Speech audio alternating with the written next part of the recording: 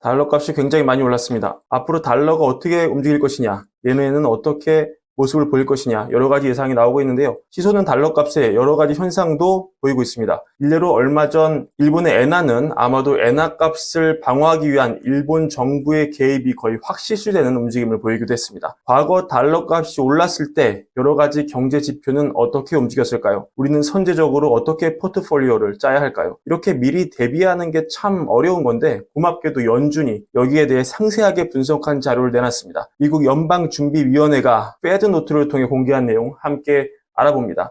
자, 먼저 미국 달러 값이 어떻게 되는지를 미국의 경제 상황 입장에서 한번 알아보겠습니다. 첫 번째, 미국이 지금처럼 침체에 빠지지 않고 탄탄한 경제 성장을 이어나가는 경우입니다. 자, 그럼 달러 값은 어떻게 움직일 가능성이 높겠습니까? 유럽은 지금 경기 침체로 들어오기 직전에 와 있습니다. 유럽 맏형 독일이 흔들리고 있고 네덜란드는 2분기 연속 마이너스 성장을 보이고 있습니다. 눈을 돌려 중국과 일본으로 가볼까요? 일본은 경제는 좀 살아나고 있지만 금리 상승 압박에 못 이겨 이제 마이너스 금리를 포기해야 할 상황이고, 미국과 무역 분쟁을 벌이던 중국은 지금 주저앉았습니다. 미국 달러 랠리를 잠재울 만한 어떤 합리적인 경쟁자가 보이지 않는 것이죠. 유로도 엔도 위안화도 모두 불가능입니다. 그렇다면 미국 경제가 이렇게 완만한 성장을 이어간다면 역시 달러 값은 올라갈 공산이 커 보입니다. 그럼 내년에 반대로 미국이 본격적인 침체로 접어든다고 가정해 보겠습니다. 사실 이럴 가능성도 꽤 있습니다. 얼마 전 블룸버그가 제시한 모델을 보면요, 이 모델은 아마도 연내 미국이 경기 침체에 이르면 빠질 수 있고, 침체에 빠졌다는 확인은 내년 사후적으로 이뤄질 것으로 그렇게 분석을 하는데요. 예를 들어 학자금 대출의 시장, 보험료의 인상, 개인 저축의 축소, 자동차 노조의 파업, 이런 것들과 이미 높아질 대로 높아진 금리 레벨이 미국을 더 이상 버틸 수 없는 상황으로 몰고 간다는 그런 시나리오입니다. 하지만 침체가 오더라도 우리는 침체에서 달러가 강해지는 모습을 너무나 많이 봐왔습니다. 미국 내부에서 문제가 터져 발생한 2008년 금융위기 때도 원달러 환율은 무섭게 치솟았습니다. 그게 기축통화를 가진 미국의 무서움입니다. 자, 그런데 지금 우리가 어떤 시나리오가 펼쳐질지 알 수는 없고, 상황이 발생하면 대응을 해야 합니다. 페드는 지난 달러값 상승 8번의 사례를 정밀 분석해서 이를 상관관계 계수로 분석을 했습니다.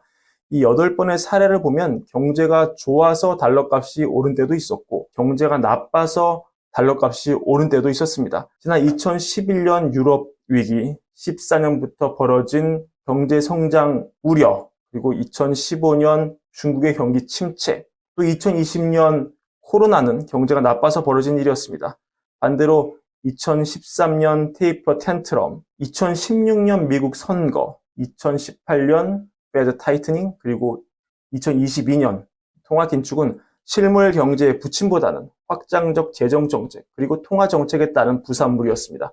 공교롭게 내년에는 미국 대선도 있고, 경기 침체의 우려도 있고, 통화 긴축 우려도 여전하고, 중국의 침체 우려도 있고, 유럽도 좋지 않습니다. 그러니까 이 모든 상황이 다 우리에게 반면 교사가 됩니다. 자, 그럼 이벤트별로 어떤 일이 벌어졌느냐? 지금 미국 장기채 이슈가 워낙 화제의 중심이기 때문에 이거 먼저 살펴보겠습니다. 유럽 위기 2011년, 2015년 글로벌 성장 우려, 2015년 중국 위기, 2020년 코로나 때는 일관되게 국채 수익률이 내려간 것을 볼 수 있습니다. 국채 가격이 올랐다는 것이죠. 그러니 실물 위기가 왔을 때는 미국 국채, 안전 자산으로의 미국 국채 가치가 돋보이면서 가격이 올랐다는 것이죠. 하지만 침체가 오지 않고 달러만 강했을 때 2013년, 16년 미국 선거, 2018년 타이트닝, 22년 긴축 때는 달러 가격은 올라갔지만 국채 수익률이 같이 올라가면서 미국 국채는 별 재미가 없었습니다. 빅스 인덱스 한번 볼게요. 경기 침체가 확실하게 있었던 이때에는 확실하게 팍팍 튀어주는 모습을 볼 수가 있습니다. 물론 예외는 있지만 그렇지 않은 때는 13년, 16년, 18년, 22년 때는 비교적 크게 움직이지 않았고 18년 때는 심지어 마이너스로 돌아선 걸 볼 수 있었습니다. 원자재는 어땠을까요? 위기가 있었던 11년, 그리고 14년, 15년, 20년에는 확실하게 마이너스로 가는 모습을 보여줬습니다. 즉 달러값과 원자재 가격이 반비례하는 그런 전통적인 관계가 형성이 된 거죠. 하지만 2016년 때는 오히려 소폭 올랐고 2013년 테이퍼 텐트럼 때와 18년 타이팅 때도 뭐 큰 변화가 없었습니다. 이런 걸 종합했을 때 평균적으로 교차 상관관계 분석을 했을 때 달러 값이 올라갈 때 가장 높은 설명력을 보인 변수는 그래도 빅스였습니다. 물론 예외가 있긴 하지만 13년 같은 경우죠. 전반적으로 달러 값이 오를 때 빅스 지수에 베팅하면 돈을 벌었다는 그런 얘기입니다.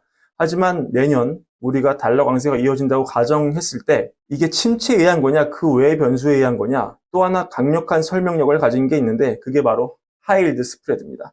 11년, 14년, 15년, 20년 침체가 왔을 때 하이힐드 스프레드는 확실하게 벌어지는 모습이 나타났습니다. 하지만 13년과 18년에는 영향이 미미했고 16년에는 오히려 스프레드가 내려가는 그런 모습이었습니다.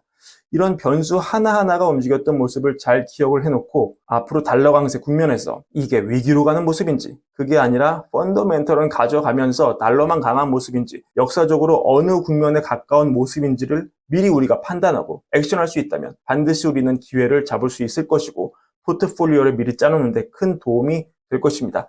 이 포를 보면서 아까도 설명을 드렸지만 귀납적으로 봤을 때 10년물 국채국 수익률의 움직임도 가르마를 타는데 아주 도움이 많이 되는데요. 사실 지금 미국 장기채 수익률이 워낙 많이 올랐지만 우리가 지금 당면한 여러 현실들, 예를 들자면 최근 데이터에 따르면 중국이 미국채를 매도치는 모습이 더 가팔라졌다. 이런 움직임이 더 가팔라졌다. 또 격해졌다. 또 레이어 달리오가 미중 관계는 1941년 태평양 전쟁에 비유를 했는데요. 앞으로 긴장이 더 강해지면서 이런 국면이 더 강해질 수 있다는 부분. 또 일본이 YCC를 흔들면서 미국채 매도가 나올 수 있는 그런 부분. 또 10년물 장기채 금리가 여전히 2년물보다 높게 있어서 심지어 2년물이 내려가더라도 기간 프리미엄을 감안하면 10년물이 더 뛸 룸이 있다는 점. 이런 걸 보면은 13년 텐트럼, 16년 미국 선거와 같이 침체가 없었던 시나리오, 이게 펼쳐질 가능성도 좀 있지 않겠느냐 이런 전망도 우리가 할 수 있지만 예상치 못한 결과로 언제나 침체가 빵 하고 올 수 있기 때문에 역시 판단은 저를 포함해서 우리 모두가 각자 해야 할 부분이겠습니다. 그리고 마지막으로 지금까지의 설명은 달러 강세를 전제 조건으로 한 얘기니까 만약에 달러 강세 국면이 모종의 이유로 풀린다면 지금까지 제 설명은 그냥 잊으시면 되겠습니다. 자, 오늘은 페드가 발간하는 페드 노트 내용 위주로 달러값과 관련된 변수를 함께 찾아봤고요. 내용이 좋으셨다면 구독과 좋아요, 월가월부 사랑도 함께 부탁드립니다. 감사합니다.